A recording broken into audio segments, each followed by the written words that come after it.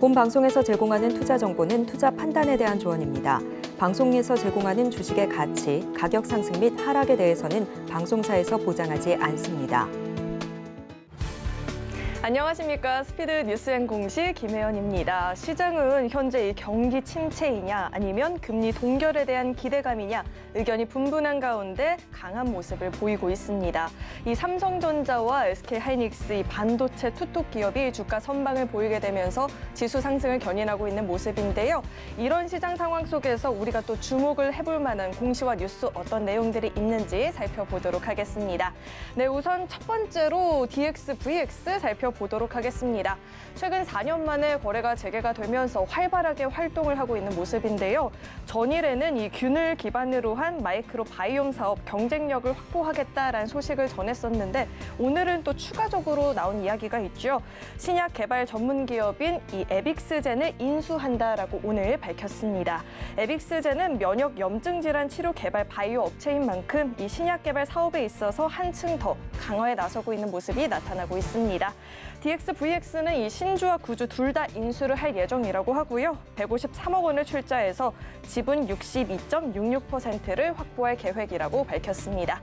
네, 이어서 SK이노베이션 살펴보겠습니다.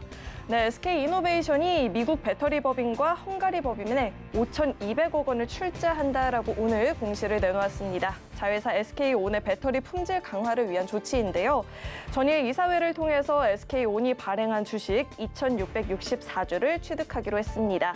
이번 출자는 지난해 6월에 공시했던 이 배터리 품질 인증센터 투자를 위한 출자에 이어서 진행되는 2차 출자인데요. 각 지역별 이 글로벌 배터리 품질 인증센터를 설립을 해서 배터리 안전성 강화에 나서겠다라는 취지를 밝혔습니다. 네, 이어서 세 번째로 네이처셀 살펴보도록 하겠습니다. 네, 네이처셀의 이 퇴행성 관절염 치료제인 조인트 스템의 품목 허가가 불발됐습니다. 식품의약품안전처로부터 이 품목 허가 반려 처분을 통보받았다라고 오늘 밝혔는데요. 이유는 임상적 유의성 부족이 지적 사항이었다라고 합니다. 당초 식약처는 12월 12일까지 품목 허가 여부에 대해서 결정을 하기로 했었는데 중앙약사심의위원회에 심의가 필요하다라고 하면서 일정을 연기했었죠. 조인트 스템은 이 알바이오가 개발사인데요. 네이처셀은 조인트 스템 국내 판권을 독점 취득하는 계약을 체결했었는데 이에 따라서 계약 해지에 대한 가능성도 열리게 됐습니다. 이 같은 소식 전해지면서 오늘 주가도 하한가에 직행하는 모습이 포착됐습니다. 네, 이어서는요. 오늘 시장에서 가장 중요한 이슈이죠. 바로 삼성전자의 1분기 잠정 실적 발표가 있었는데요. 네, 삼성전자가 올 1분기 매출은 63조 원, 영업이익은 6천억 원으로 이렇게 공시가 나왔습니다. 이 영업이익이 14년 만에 1조 원을 하회하게 되면서 아쉬운 성적표가 나왔다라는 현재 평가들이 나오고 있는 상황입니다. 사실 올 초까지만 하더라도 이 삼성전자의 영업이익이 1조로 전망이 되었던 의견들이 다수였다 보니까 이 성적표가 더욱더 아쉽게만 느껴지고 있는데요. 이 14년 만에 이 영업이익이 1조 원을 하회하다 보니까 이 반도체 한파가 예상보다 더 추웠다라는 생각도 들고 있는데 주가는 오히려 더 강하게 움직이고 있는 모습이 나타나고 있습니다. 이렇게 삼성전자 실적과 관련한 이야기는 잠시 후에 또 안기현 전문가님과 보다 자세히 살펴보도록 하겠습니다. 네, 지금까지 스피드 뉴스앤공시 김혜연이었습니다.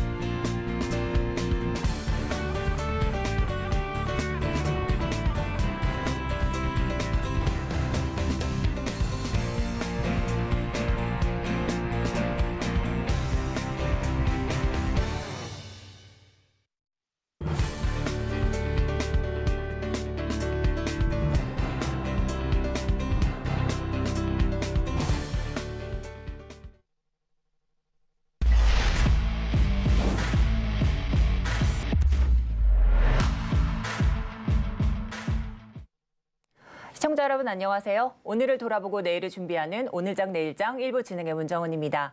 저희 방송 함께 하시려면요. 생방송 유튜브 채널로도 만나보실 수 있으니 많은 시청과 또 댓글 참여 부탁드립니다. 자, 그러면 오늘장 내일장 1부 오늘 긴급 진단 시간 마련을 했습니다. 오늘 오전 이 삼성전자가 1분기 잠적 실적을 발표를 했고요. 또한 이 바로 직전에 LG전자가 1분기 영업이익률을 조금 발표했는데 이 전년 동기 대비 거의 23% 가까이 좀 하락하는 이런 영업이익률을 좀 낸 상황 좀 전해드리겠습니다. 자, 그리고 이제 삼성전자 1분기 잠정 실적 발표에 대해서 이제 심도 있게 이야기 나눠보도록 하겠습니다. 자, 시장은 앞서 역대급 실적 쇼크를 좀 예상을 했었는데 막상을 뚜껑을 열어보니 14년 만에 최악의 성적표를 받아보게 됐습니다. 이 주가는 하지만 또 반비례하는 모습도 보이고 있는데요. 오늘 한국반도체산업협회 안기현 전무님과 심도 있는 이야기 나눠보도록 하겠습니다. 전무님 모셔보겠습니다. 예, 어서 오세요. 안녕하세요. 예. 네, 오늘 삼성전자 이 잠정 실적을 발표했는데 이와 관련해서 질문을 좀 드려봐야 될 것 같습니다. 예. 실적 부진이 예고된 상황이었는데 막상 뚜껑을 또 열어보니까 조금 더 심각한 상황. 이 1년 전보다 영업이익률이 96% 가까이 좀 감소를 했죠. 14년 만에 최악의 실적입니다. 자, 근데 주력이었던 메모리 반도체 업황 악화가 좀 실적을 끌어내렸다 이런 분석도 있는데 이번 실적 발표 주목하신 부분은 어디에 있을까요? 이 실적 발표에 맞춰서 향후 대응을 어떻게 하냐가 관심 사항이었습니다. 맞죠. 예. 네네. 예. 근데 시장 입장에서 또 산업 입장에서 보면 의미 있는 감산을 하겠다라고 발표를 했기 때문에 메모리 반도체 가격이 하락이기 때문에 생긴 문제거든요. 그렇죠. 이제 언제 상승하느냐가 상당히 큰 이 관심거리인데 네. 삼성전자도 감산에 합류를 하기 시작하면서 네네. 감산의 효과가 빨리 날 거다. 오. 예, 그렇게 기대가 됩니다. 그렇죠. 네. 그래서 지금 이 실적 발표와 관련해서 또 불확실성 해소가 됐고 그리고 이 삼성전자의 감산 카드를 좀 던지면서 주가는 또 반비례하는 모습을 나타내는데 자, 그런데 이번 실적 발표에서 이 삼성전자 감산에 많은 관심이 지금 쏠리는 상황입니다. 자, 삼성전자 이제 감산을 공식화하면서 투자자들은 조금 기대하는 모습인데요. 이 감산 효과로 전무님께서는 어떤 작용들이 조금 나타날지 어떻게 생각하시나요? 공급량이 줄잖아요. 네네. 근데 가격이라는 게 수요, 공급, 심리에 따라 결정이 나거든요. 근데 가격 하락기에는 수요자가 구매를 안 합니다. 네. 떨어지니까. 그렇죠. 근데 상승기에는 빨리 사요. 네. 예, 그래서 언제 저점이냐가 상당히 중요합니다. 아. 그래서 그 SK 하이닉스하고 마이크론은 이미 작년 말부터 감산을 시작했잖아요. 네. 근데 감산을 시작하면 3개월 뒤부터 감산 효과가 납니다. 그리고 6개월 뒤부터 본격적인 효과가 나요. 네. 그러면 3개월이 지났기 때문에 감산의 효과가 시작이 됐다고 네네. 보고요. 다시 2, 4분기로 넘어가면 그러니까 5월이나 6월이 되면 본격적으로 감산 효과가 나잖아요. 네. 여기에 삼성전자가 가세를 합니다. 그러면 3, 4분기 그러니까 1, 4분기보다는 2, 4분기가 좋을 거라고 봐요. 그렇겠죠. 예, 그러면 네네. 3, 4분기 되면 2, 4분기보다 더 좋아지고 가격 상승기가 오지 않냐. 그 기대감이 계속 그 기대감 가중되겠죠. 때문에 주식이 오르지 않나. 아. 예, 이미 외국인들은 네. 그렇게 파악을 하고 있는 것 같아요. 예, 삼성전자 외국인 네네. 많이 사더라고요. 그렇죠. 예, 예, 예. 지금 이제 감산 동참에 조금 나선 삼성전자 이렇게 되면은 이제 공급량이 줄어들게 되다 보니까 또 여러 가지 상황이 맞물리면서 좀 기대감이 좀 가중되고 있는 상황이다. 이런 말씀까지 해주시는 것 같은데 이 반도체 업황 주요 화두가 삼성전자뿐만 아니라 모든 좀 업황에서 감산 이슈가 조금 대두되고 있는 상황인데요. 이 삼성전자 다시 한번 조금 꼽아보자면 최악의 실적 가능성에도 경쟁사랑 좀 다르게 삼성전자 이 인위적 감산은 없다라고 재차 강조를 해왔었지 않습니까? 자, 그런데 오늘 그 입장을 조금 바꿨죠. 그래서 다만 자연적 감산에 어느 정도 좀 여지를 남겨두고 있던 상황인데 이런 삼성전자 행보 좀 어떻게 보고 계시는지도 궁금합니다. 삼성전자 입장에서도 이 시점이 되면 가격을 좀 저점을 빨리 당기고 싶다. 그래서 가격 상승기로 빨리 들어가고 싶다라는 의지가 강하게 있는 것 같습니다. 지금 공급자의 재고가 많거든요. 예, 공급 재고가 많기 때문에 뭐 그런 재고에 대한 부담도 크지 않았나 이렇게 생각이 됩니다. 그렇죠. 예, 예. 아무래도 이 재고량이 너무나 많다 보니까 여기에 또 수요는 없다 보니까 또 계속해서 좀 고민과 고충의 시간을 조금 겪었을 삼성전자인데 여기에 그렇다면은 이제 전무님께서는 인위적 감산보다는 자연적 감산 쪽에 조금 무게를 둬야 된다 이런 생각이실까요? 아닙니다. 자연적 감산은 그동안 해왔습니다. 해왔나요? 예, 자연적 감산이라는 게 가동률을 줄이지 않고 네. 연구개발을 위한 생산을 늘린다든지 하면 판매를 위한 생산이 줄어요. 네. 기대 효과가 감산 효과가 나거든요. 그리고 뭐 자동차 점검처럼 반도체 제조를 하는 장비의 점검을 합니다. 유지 보수를 하면서 또 감산 효과가 나지요. 뭐 그런 감산은 지금까지 해왔습니다. 네, 해왔는데 인위적 감산을 지금 시작하겠다는 거잖아요. 그렇죠. 그러면 시장에 메시지를 주는 겁니다. 공급량을 확실히 줄이겠다. 네네. 예, 메시지를 주기 때문에 심리적으로 수요자가 마음이 급해지죠. 왜? 제일 쌀 때 사야 되니까. 그렇겠네요. 예, 네. 제일 쌀 때 사야 되니까 제일 쌀 때 사야 되니까 사기 위한 마음의 준비는 하고 있고 네. 누군가 사기 시작하면 그때부터 막 삽니다. 그렇죠. 서로 예, 막 경쟁하듯이 예, 그러면 바쁘죠. 공급자가 가지고 있는 재고가 수요자의 창고로 이동합니다. 네. 예, 그러면서 재고가 소진되는 거죠. 재고가 소진되면서 그렇게 되면 또 금액도 올라가게 되는 가격 그런... 높아지지요. 그렇게 예, 되겠죠. 가격 높아지고 계속 가격이 높아지면서 수요는 계속 창출됩니다. 네, 예. 그렇기 때문에 이 반도체 업황에 좀 투자하고 계시는 분들 기대감이 조금 쏠리는 것 같은데 이 자연적 감산은 삼성전자 내에서 지금까지 조금 행해져 왔던 부분이다 말씀해 주셨고 오늘로서 인위적 감산을 거의 공식화하는 이런 선언을 했다 이런 말씀해 주셨습니다. 자, 그렇다면은 이 삼성전자 실적에 앞서서요 미국 마이크론 테크놀로지도 최대 적자를 좀 기록을 했습니다. 시장 이런 현재 상황을 업황 바닥론으로 좀 분석하고 있는 좀 시장 상황인데 반도체 업황의 이 턴 어라운드에 대한 기대감도 조금 나오고 있습니다. 전무님께서는 어떻게 보고 계시나요? 그렇게 보고 있습니다. 지금 1, 4분기가 굉장히 어렵지요. 그렇죠. 업황으로 보면. 네. 왜냐하면 생산을 하면 다 공급자 창고로 들어가니까. 네. 근데 이보다 더 어렵지는 않을 것 같아요, 앞으로는. 왜냐하면 감산 효과가 나기 시작했기 때문에. 네. 그리고 또 하나는 수요자의 창고가 비고 있습니다. 이 반도체는 재고가 이동하면서 사용되거든요. 네. 공급자의 창고에 재고가 있고요. 수요자의 창고에도 재고가 있습니다. 그럼 가격 내려갈 때는 수요자는 자기 창고에 있는 걸 씁니다. 가격이 계속 내려가니까. 네. 뭐 이런 상황에서 보면 수요자의 창고가 계속 비고 있기 때문에 수요자의 구매 시점이 됐다. 저희 이제 화면으로 삼성전자와 SK하이닉스 재고 자산 이 비율이 조금 나가고 있는데 한 말씀 좀 덧붙여 주신다면 어떠실까요?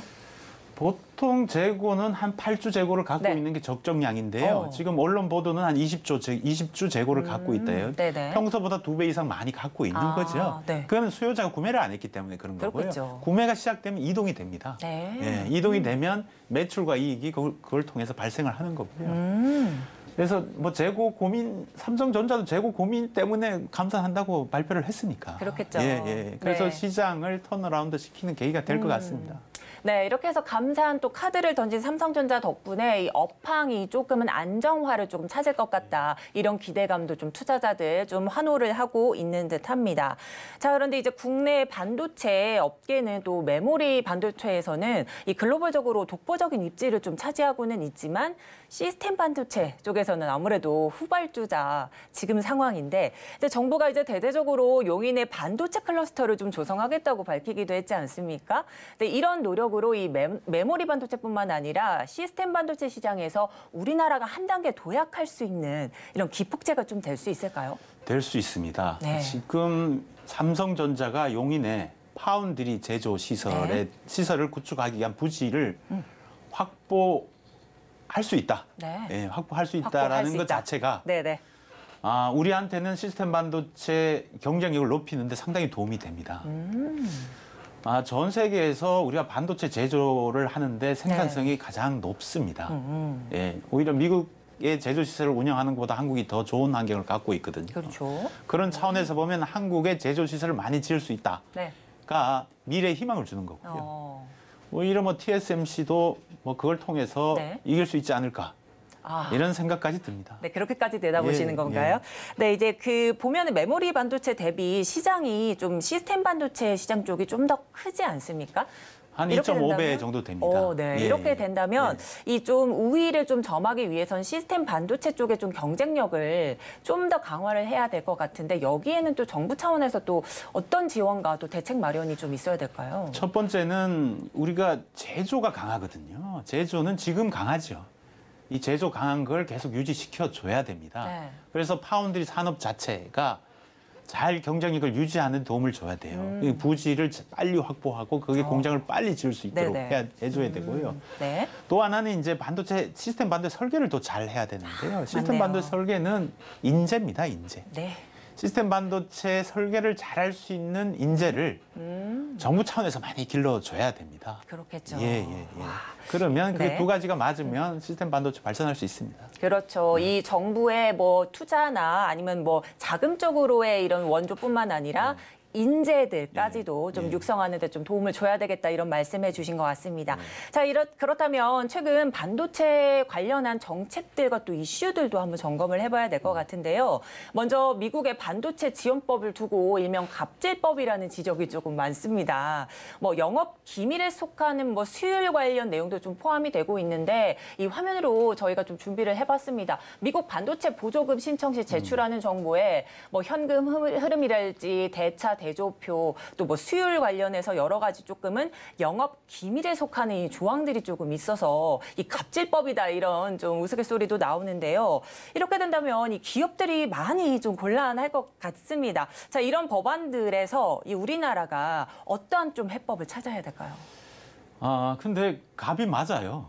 돈 주잖아요. 네. 예. 근데 그게 갑질 수준이냐 아니냐. 이런 거는 이제 뭐 해석상에 또 이 차이가 있죠. 네. 근데 이제 많은 분들이 이 기밀에 기밀 맞습니다. 보여달라는 건. 그렇죠. 영업 비밀이에요. 네. 근데 거기에 대해서 우려를 많이 하는데요. 그 사람들이 돈을 주니까 돈을 어디에 쓰느냐 이제 확인하는 절차라고 보면 되고요. 네.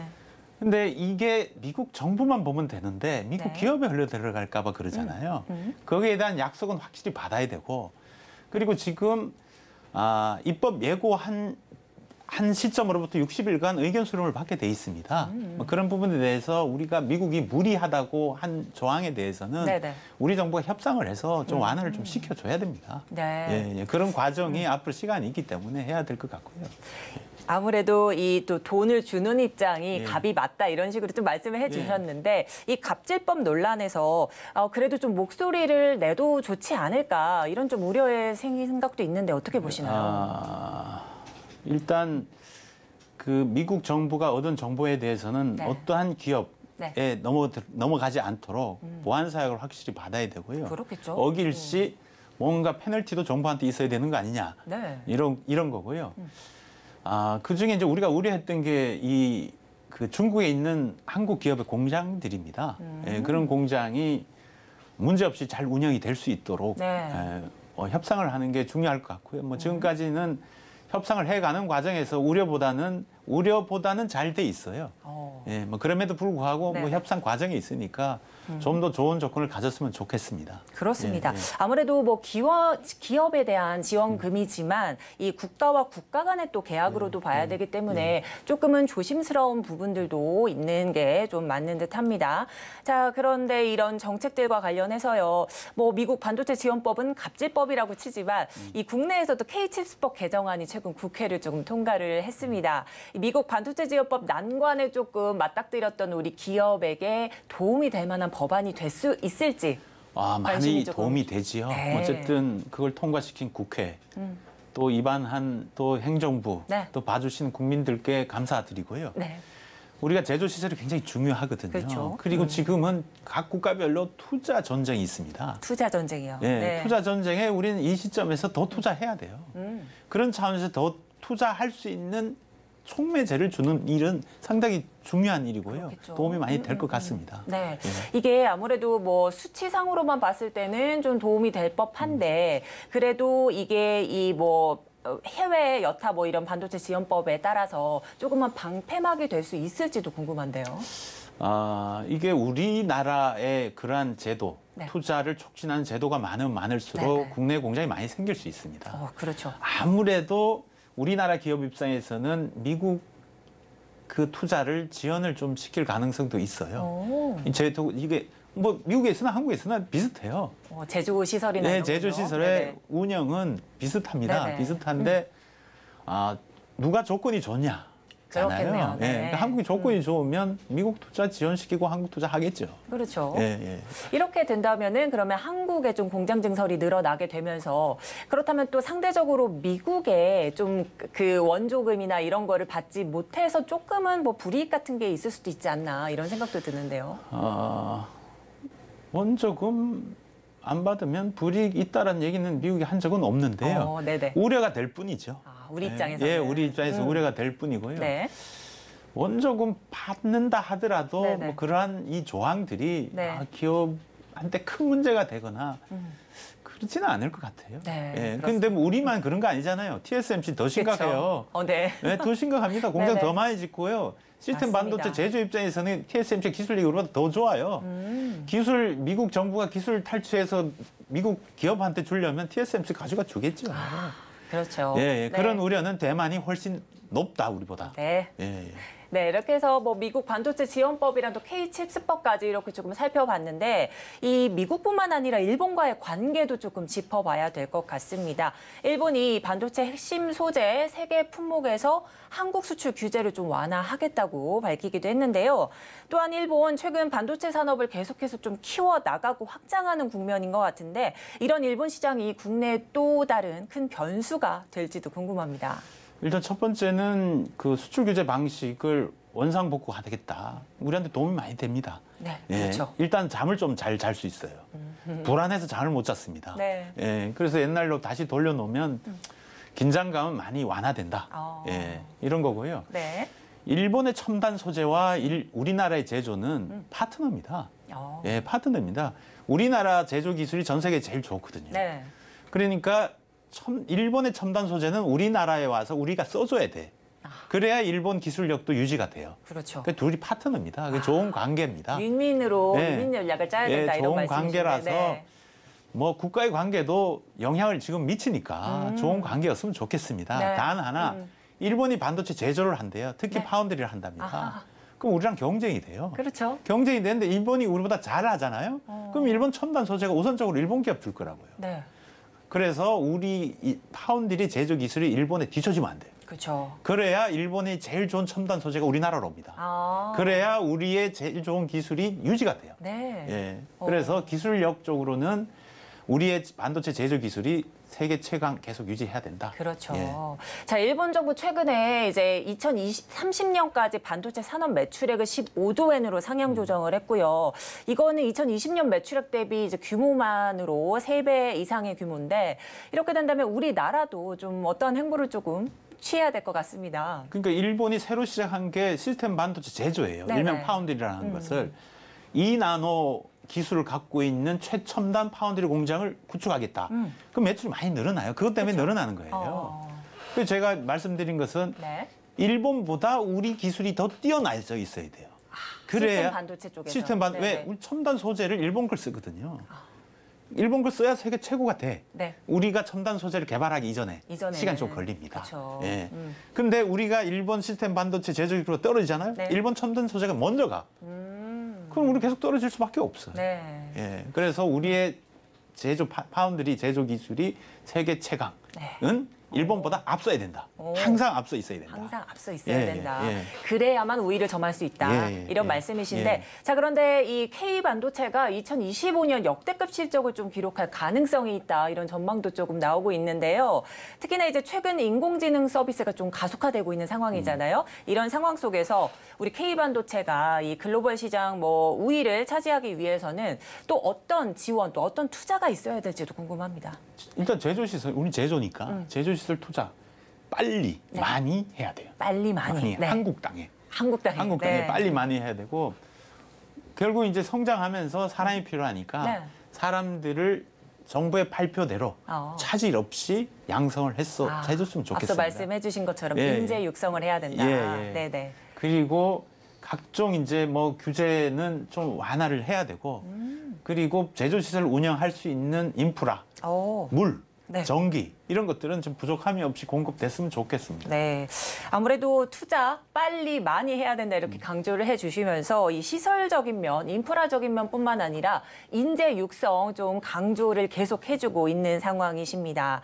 자, 그런데 이 K반도체 관련해서는 이제 우위 선점한 게 우리는 메모리 반도체인데 이 메모리 반도체 쪽은 이제는 거의 우리가 글로벌적인 독보적인 위치다 이렇게 조금 보는 시선들이 많은데요. 이 전문님께서는 또 아니다라는 의견. 네.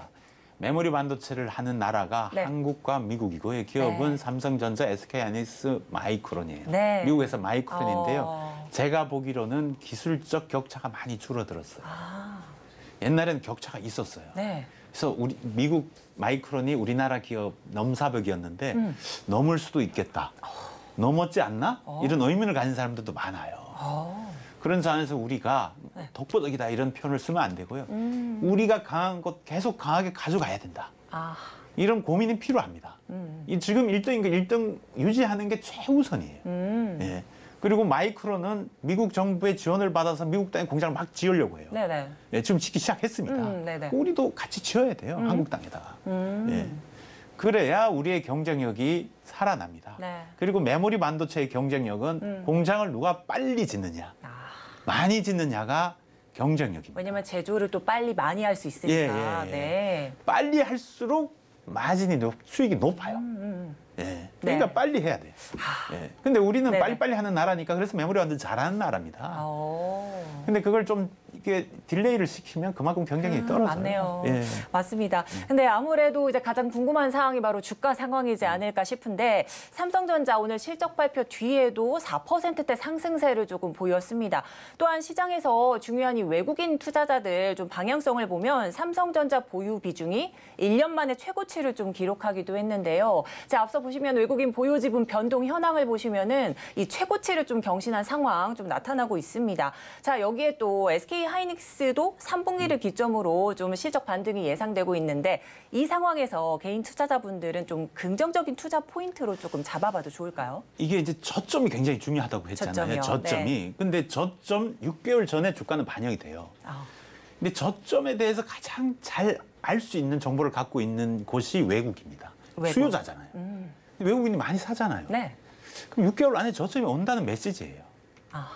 메시지가. 예. 6개월 안에 옵니다. 6개월보다 당겨질 수도 있어요. 근데 저점 오면 그다음부터 계속 올라가요. 그렇죠. 그래서 지금 주식 사서 그냥 한 1년 보유하면 지금보다 떨어지지는 않습니다. 네. 아무래도 삼성전자에 조금 의견 주실 때마다 삼성전자는 사놓고 뭐 1년이든 2년이든 묻어둬라 이런 말씀 좀 많이 하시는데 그런데 이 6개월을 조금 잡아주셨잖아요. 그 좀 당겨진다는 이런 의견에는 어떤 의견이 있으신가요? 우리 이게 저점 전에 사요. 저점 전에. 네. 아니 제일 싸게 사는데 그렇죠. 저점이 어딘지 모르니까 이때쯤 모르죠. 되면 사야지 하고 저점 전에 삽니다. 네네. 근데 사기 시작하면 오른다니까요. 누가 사잖아요. 네. 그러면 늦었다 하고 그래도 지금 사야지 하고 사요. 그렇겠네요. 수요자들이. 네. 예. 그러니까 가격 결정에 수요 공급 심리가 들어갑니다. 심리 아파트 가격 똑같아요. 투자 심리까지. 투자 심리 아파트 오른 날은 뭐 꼭대기에서도 막 사잖아요. 그렇죠. 예. 맞습니다. 근데 지금 아파트가 내려가니까 안 사잖아요. 근데 뉴스에서 이게 뭐 매물이 뭐 이렇게 줄어들었어요. 뭐 이렇게 줄어들었어요.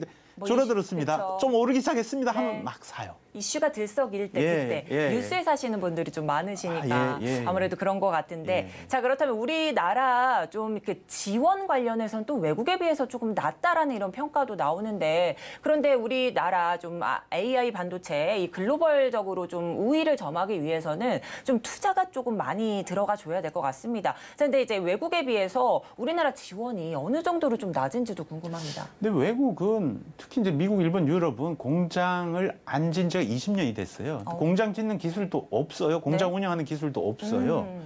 그건 우리나 대만밖에 없어요. 그러니까 콜을 해야 되니까. 콜을 해야 되니까 그만큼 콜 비용을 내는 거예요. 예. 근데 우리는 우리나라 기업이잖아요. 근데 콜 비용은 사실 없어도 되죠. 예, 대신에 우리나라 땅에 잘 지을 수 있도록 여러 가지 인프라 뭐 이런 것들은 이게 좀 이게 갈급해요. 갈급합니다. 네네. 예. 그렇습니다. 오늘 이 반도체 업황과 또 삼성전자 실적에 관해서 자세하게 이야기를 들어봤습니다. 오늘 도움 말씀해주신 한국반도체산업협회 안기현 전문인과 함께했습니다. 오늘 도움 말씀 감사드립니다. 예, 감사합니다.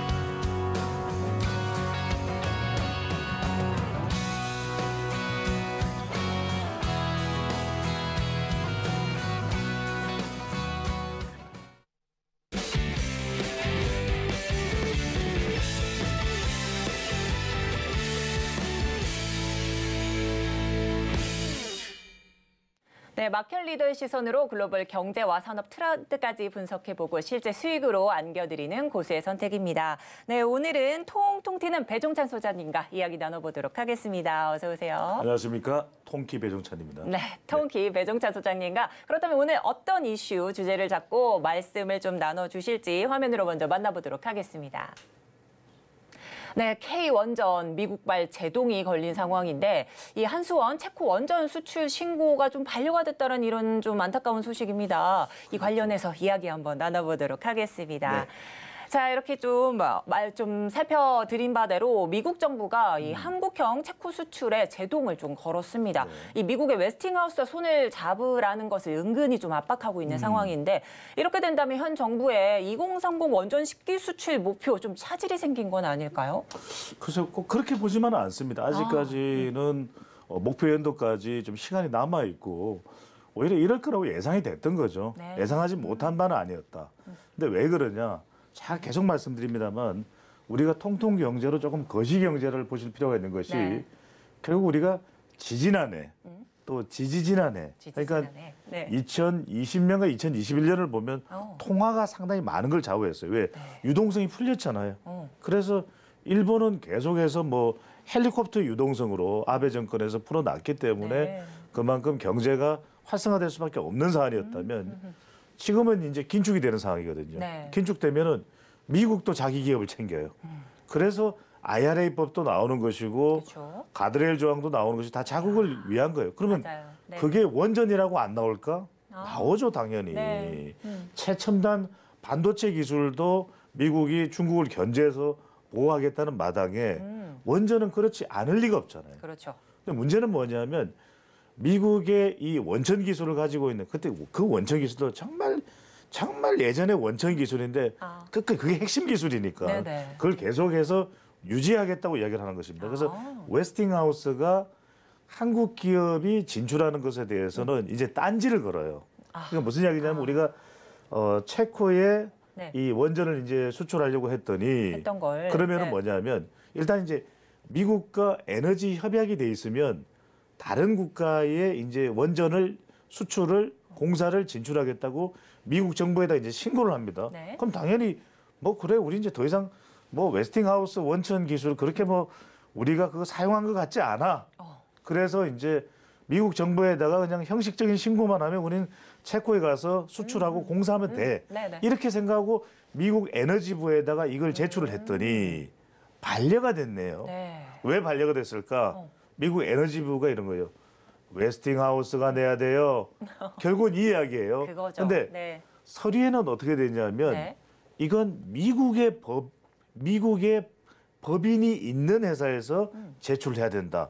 그럼 미국의 법인이 있는 회사가 이 기술과 관련된 회사가 어디에? 웨스팅하우스죠. 해도 너무해. 그러니까 웨스팅하우스와 협력을 하라 이런 이야기예요. 그렇기 때문에 그동안에도 계속 이 웨스팅하우스가 체코에 진출하는 것에 대해서도 그 이전에도 계속 신호를 보내왔거든요. 우리한테. 그런데 이제 우리는 더 이상 뭐 웨스팅하우스의 먹이가 될 수는 없으니까. 그렇죠. 그리고 이제 우리 주력 기술이 상당히 국산화됐어요. 네네. 그랬는데도 불구하고 미국 정부는 누구 편? 미국 기업의 편인 거죠. 네. 그래서 웨스팅하우스에서 이 공문을 우리와 함께 제출을 하는 수밖에 없다. 그 이야기는 그렇죠. 그냥 제출해 주겠어요. 웨스팅하우스가 협력을 할 수밖에 없는 거죠. 네. 그런 상황이 되는데 지금 화면으로 나가고 있죠. 네, 그걸 보시면은 자 지금 우리가 예정돼 있는 제일 아랫 부분을 먼저 보시면 두코바니 원전 건설인데 무려 60억 유로입니다. 예. 엄청난 돈이죠. 네. 그 다음에 우리가 2023년에 이 아랍에미레이트와 윤석열 대통령이 방문을 해서 이제 300억 달러 엄청난 수주를 해왔죠.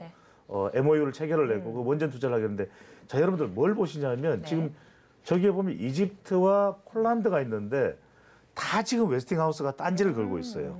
근데 이 대목에서 여러분들이 기억나는 게 그게 2011년으로 기억하시죠? 네네.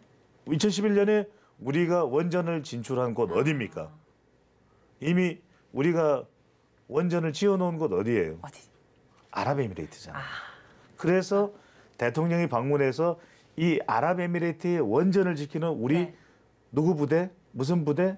아크 부대. 아크 부대를 방문하죠. 그런데 그러면 아니 소장님 궁금해요. 그때 아랍에미레이트 2011년에 우리가 진출해서 공사 지을 때는 웨스팅하우스가 딴지 안 걸었어요? 맞아요. 돈 줬죠. 돈 줬죠.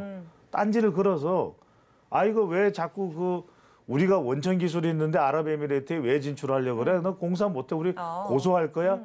웨스팅하우스가 그렇게 나오는 바람에 우리로서는 어떻게든 진출을 안 할 수는 없잖아요. 맞아요. 무마시키기 때문에 기술 원천 자문료를 웨스팅하우스에다가 지불을 하고서 우리가 진출을 할 수밖에 없는 사안이 됐는데 자 여기서 이런 말씀 드릴게요. 일단은 웨스팅하우스가 자꾸 딴지 거는 것 자체가 우리한테 나쁘기만 한 거냐? 그런 건 또 아니에요. 왜냐하면은 자 이런 유럽에 진출을 할 때 우리의 강력한 경쟁자는 러시아와 중국이거든요. 그러면 미국은 러시아와 중국 편일까요? 대한민국 편일까요?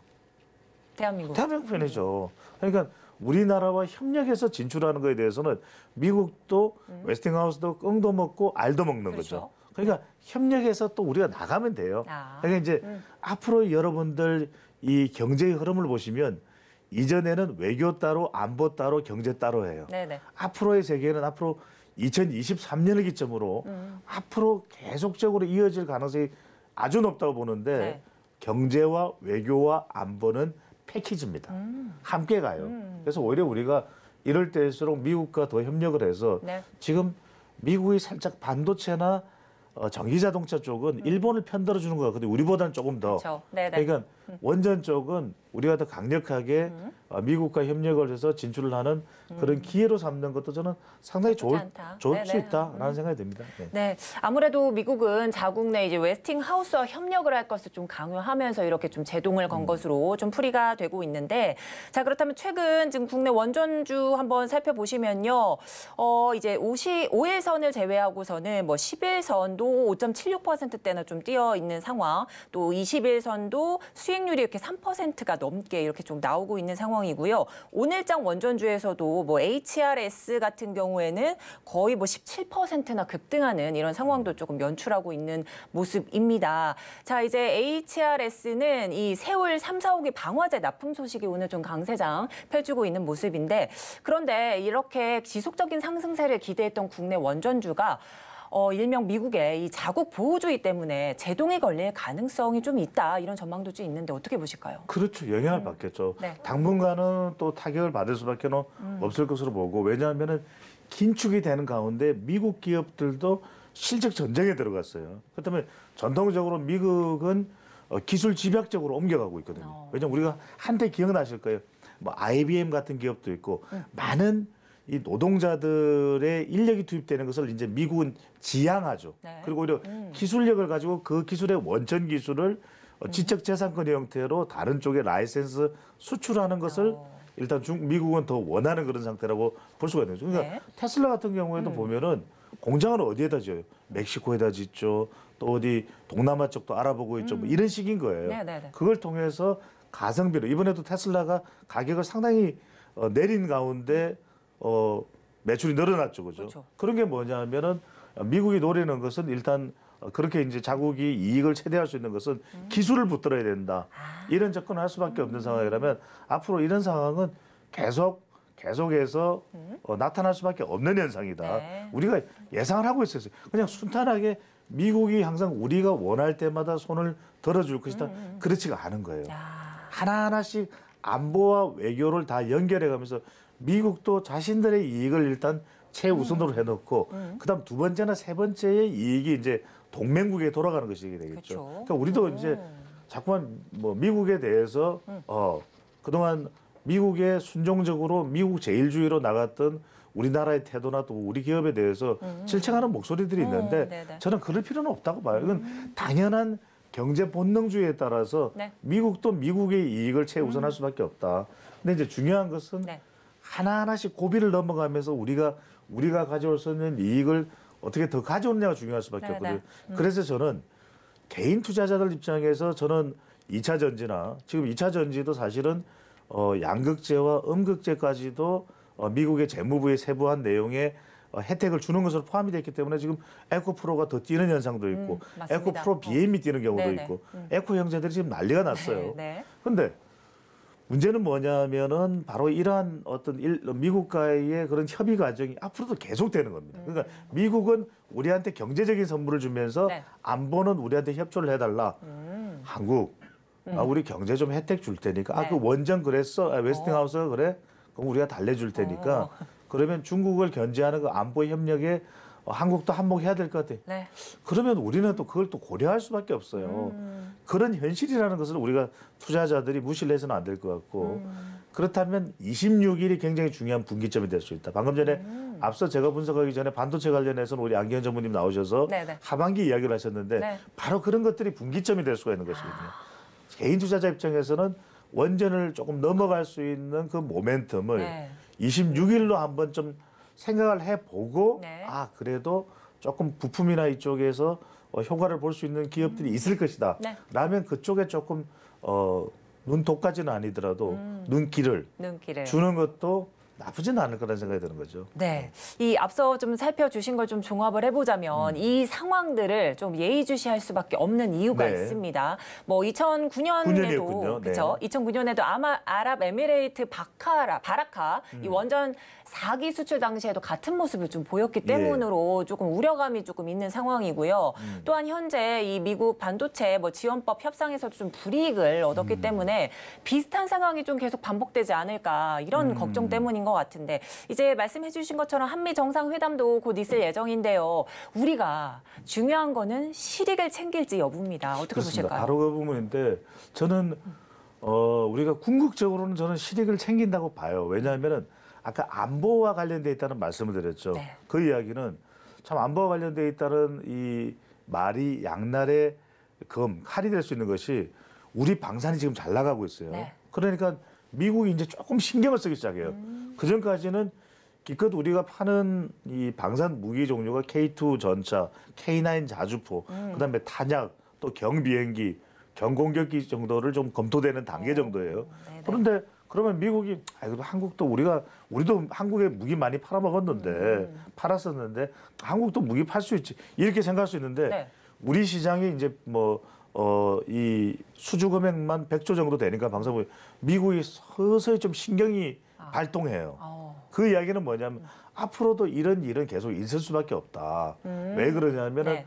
한국이 아무리 동맹이지만 경제적인 이익을 챙기는 부분은 미국도 상당히 신경이 쓸 수밖에 그렇죠. 없거든요. 네. 뭐 제너럴 맥도널드나 이게 미국도 이 무기를 판매하는 로키드나 이런 경우에는 한국이 경공격기를 팔았어 이러면 상당히 긴장할 수밖에 없거든요. 그렇죠. 동남아나 이쪽이 되었든 간에 그러면은 이제 우리가 여기에서 중동에도 우리가 지금 무기를 이제 파는 것은 그런 상황까지 되고 있기 때문에 이런 상황에서 우리가 검토를 해본다면 미국의 자국 우선주의는 바이든 대통령 임기가 끝나고 그다음 대통령도 마찬가지일 거예요.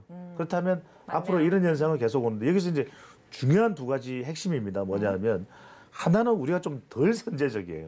좀 선제적일 필요가 있어요.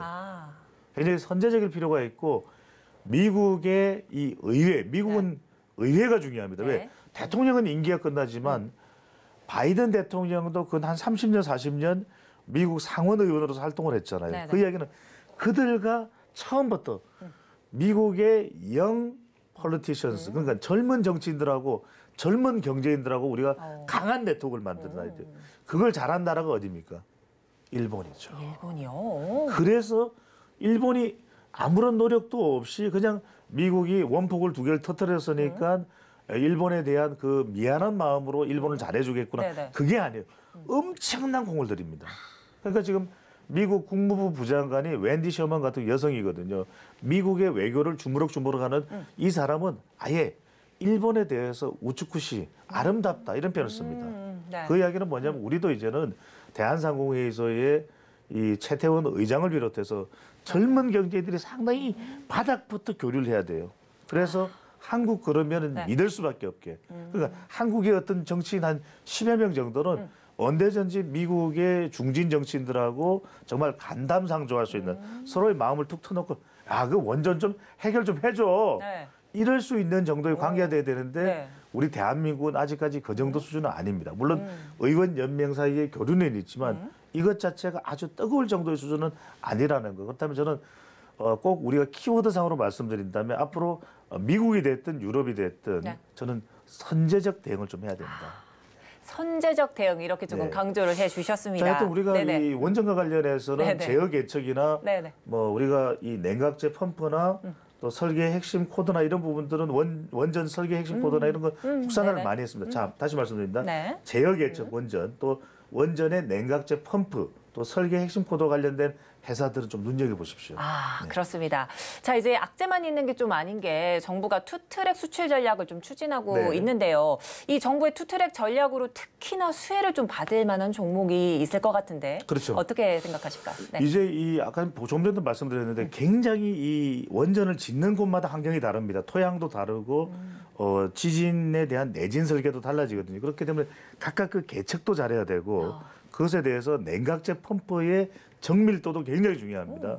그리고 실제로 이제 원전을 설계할 때 이 핵심 코드 같은 것도 굉장히 민감하게 반응을 하거든요. 그렇죠. 그것 자체도 프로그램이 됐든 아니면 원천 기술이 됐든 우리가 이제는 많이 이제 육성이 돼 있는 기업들이 있거든요. 저는 우리가 원전 그러면은 뭐 두산 에너빌리티 생각하고 한전 생각하고 하는데 오히려 그 주변에 이른바 요즘은 어떤 시대다? 이렇게 주식 시장이 박스권에 갇혀 있을 때는 소부장의 시대예요. 소부장의 시대다. 문부장, 배부장 아니고 소부장의 시대다. 그래서 이 G2 파워 등 이런 정부의 투트랙 전략 맞춰서 상당히 소부장을 우리 정부도 산업 발전 이 차원에서 육성할 수밖에 없다.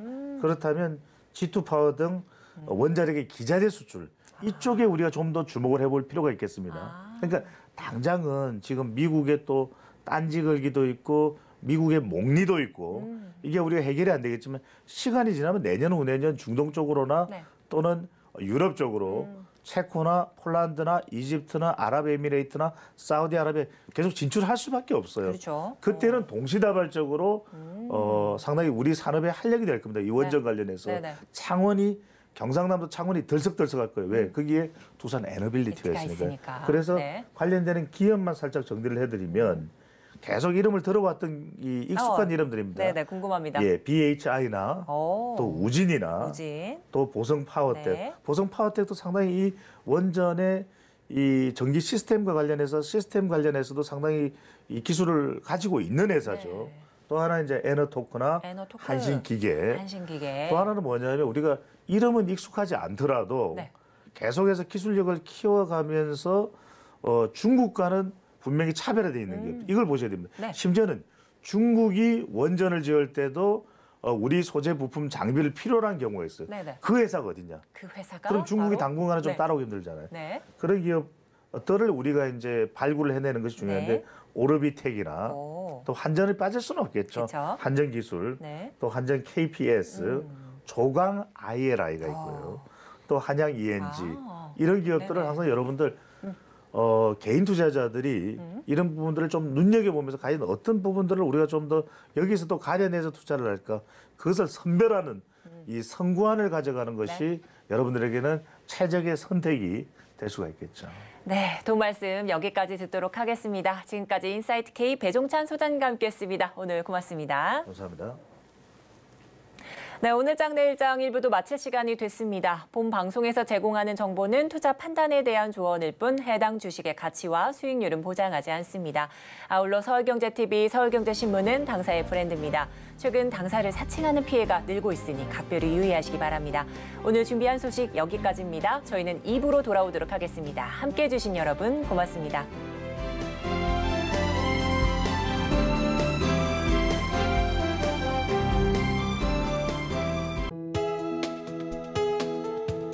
본 방송에서 제공하는 투자 정보는 투자 판단에 대한 조언입니다. 방송에서 제공하는 주식의 가치, 가격 상승 및 하락에 대해서는 방송사에서 보장하지 않습니다.